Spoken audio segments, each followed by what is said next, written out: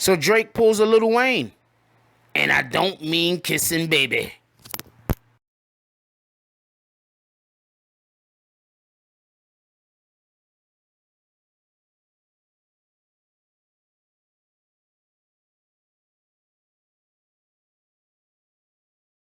BBN, Jack Frost.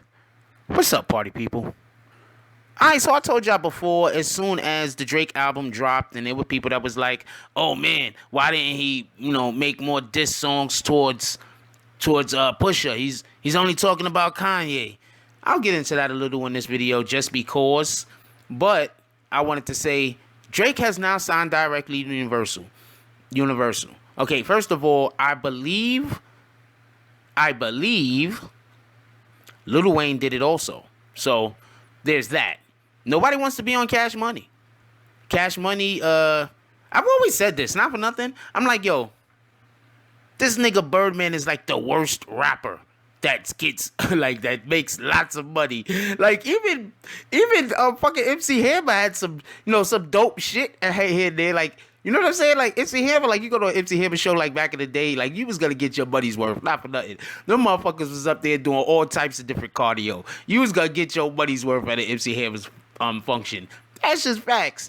Vanilla Ice, I mean, I wasn't a fan of his, but I lie to you not. I grew up with some kids. They were black. I don't know if they were trolling me, but they loved Vanilla Ice. I'm keeping it a buck. Yo, that Ice Ice Baby shit, I was like, what the fuck? But they love this nigga. Birdman, no redeeming qualities. No redeeming qualities as a rap artist. I have no idea. Anyway, so never understood that shit. Like, I was always like, Birdman makes songs worse. Like, what's going on over here? Why do they keep putting him on the song? I guess they have no choice and shit. I don't know. Anyway, so now your homeboy Drake has signed directly to Universal. He's not signed through any subsidiary or any second label or third label. And not for nothing, but remember when Pusha was like, you signed to this guy, that signed to this guy, that signed to this guy. There's no more of that. They're signed to the guy. So Drake's money is about to even be straighter. That's all I could figure. Anyway, so he signed to Universal, so this is going to probably be a good look. Also, you got to understand, when you're signed, the more people you're signed to, the more people you got to make happy. So, like, often what people don't understand is an artist might make 8, 9, 10 songs. Like 8, 9, 10 songs, 11, 12 songs might make it on the actual album, but they probably made like 40. So another reason why I think that this was a double album, and I was trying to explain this before in a different video, but people just argue me down, is because he knew he was getting off of the label, and those songs were all owned, or he did them all under the Cash Money label, so he had to drop them under Cash Money. Like, I don't know how much that goes, but you know what I'm saying? When you do sign with people, you sign to do a certain amount of albums or a certain amount of songs or whatever the case is, so you got to meet that obligation, and after you meet that obligation, then your contract is up. So I'm pretty sure that this whole entire album was about getting up with that contract, and then you take into consideration that he rewrote a lot of this album. After that Pusha T diss, this nigga was like, oh man, why you did this? Yo, you know what I'm saying? Yo, okay, I heard a story a long time ago. Actually, I read it in the Source magazine. What I'm about to tell you is fact. I was reading the Source magazine. For everybody that don't know what the Source magazine is, there was a time where we didn't get our hip-hop news online. You believe this shit? We actually had to go purchase books from these things called newsstands. And, at the newsstands, there'd be like magazines, comic books, girly magazines, actual newspapers, candy, shit like that. So they had this magazine called The Source. It was dope. It was real big. And in The Source, they covered all of hip hop. Right now, you could look at Double XL, and that's probably taking The Source's spot as far as that is concerned, with one different change between The Source and Double XL. The Source wasn't owned by people who didn't know what hip-hop was. The Source was owned and more operated than anything else, by people who actually was hip-hop. Nowadays, Double XL, I don't know who the fuck run that shit. Everything they put out make no sense to me. They whole list about who's the next best rappers and None of that shit make no sense to me. I don't follow Double XL at all. I advise anybody who cares about hip hop to stop even paying any attention to them dudes. Anyway, so and they had like a big problem, I think, with XXX Tentacion. It was they like I don't know. Anyway, so I was reading the Source magazine. So when I'm reading the Source magazine, they had an article about, they was talking to Jaz-O, right? For everybody that don't know, Jaz-O had this song called Hawaiian Sophie. It was like late 80s, early 90s. And Jay-Z's actually in the video because Jay-Z and Jaz-O, they was like, peoples and whatever. Supposedly, quote unquote, Jay-Z got his name because he was like, trying to like not copy, but maybe looking up to Jaz-O, and that's how he decided to make himself Jay-Z. Anyway, so Jaz-O is getting interviewed by the Source, and around this time, I have to say a disclaimer: Jaz-O and Jay-Z were not getting along. They were not friendly at this time. That I will add. So he said, the first time Jay-Z heard the song Ether, he cried. I don't, unless like I have some kind of like major like brain injury, I don't think I will ever forget that. He said Jay-Z cried the first time that he heard Ether.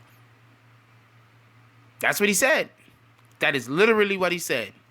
And then you listen to Super Ugly, and you could definitely tell Jay-Z was really following his emotions. So I believe he cried. I think Super Ugly came out like Ether dropped. Like, okay, Jay-Z dropped the take. I know I'm not talking about Drake right now, but just bear with me. Jay-Z dropped the Takeover, and then like 8 months later, Nas dropped Ether.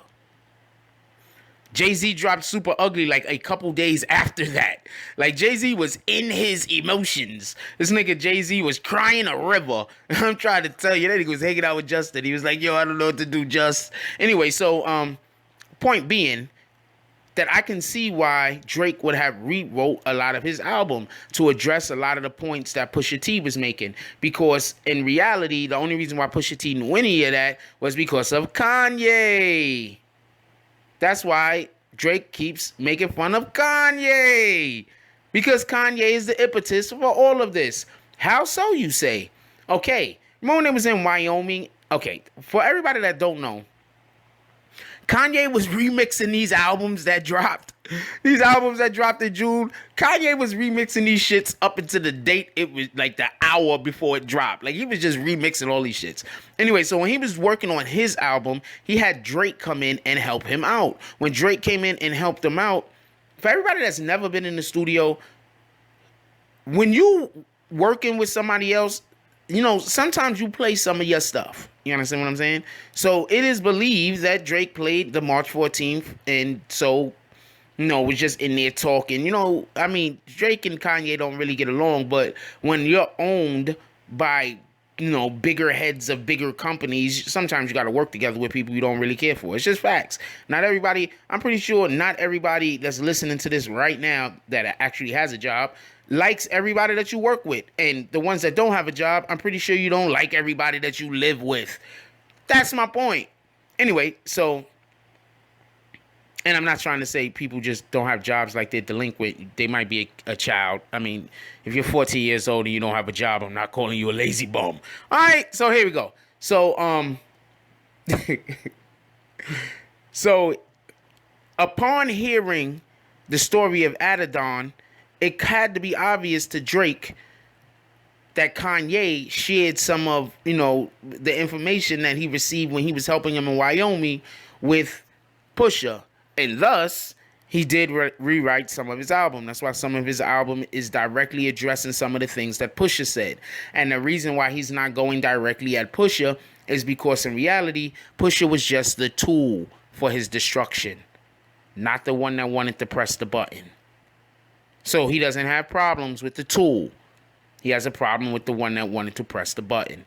And to be perfectly honest with you, that sounds fair to me. I mean, I was getting on him like, man, he better address Pusha. But, I mean, if he really doesn't really have an issue with Pusha, if this really was about Kanye, then I guess he should be addressing Kanye. I don't know. Let me know what y'all think about that. Leave it down in the comments. Anyway, That's all I got on this one. I don't know what y'all guys think about this. He's signed to his own label now. He doesn't have to give any more of his money to Baby. You know, when Baby counts the money, it just comes out crazy. That's just facts. Everybody say this. I mean, when you're a guy you call your son, you owe him like $50 million. Come on, you can't be serious. Anyway, like, comment, subscribe. Join the notification gang. Hashtag Bronx Bombers. Let's get it. I love y'all. Take care of each other. Hug the kids for me. I ain't forgot about you. And that's all I got on this one. I'm out. If you like this video, please hit the like and subscribe button. If you would like to help dictate the direction that this channel takes, please leave a comment. All comments are appreciated, whether positive or negative. Thank you very much and enjoy your day. And remember, positive thoughts cause for positive things to happen. Let's get it.